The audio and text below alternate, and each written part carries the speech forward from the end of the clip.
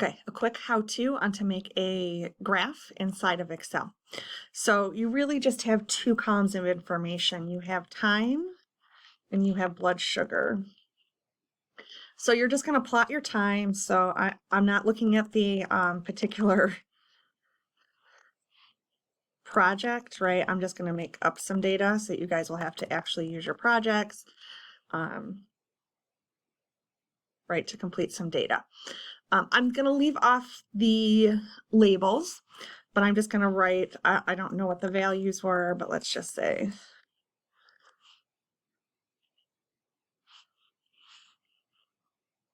okay, plotting the sugar. So just put out the values that are in your project or whatever it is you're looking to do. However, all you're going to do is just highlight the two columns, click Insert, and then you can go to recommended charts. I would go to recommended charts, although you can choose this particular chart by just clicking on the type. But let's open up recommended charts so you can just kind of get a little preview of what they'll look like. For this particular project, I would just go with like a line or bar style chart.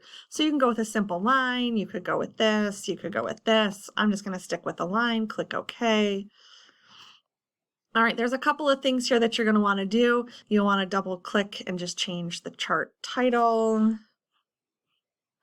Right, so, okay.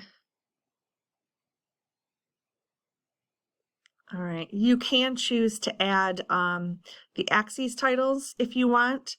So all you have to do is just double click in here, right, and then just change, the titles of the time. So pretty quick, pretty simple, make a chart.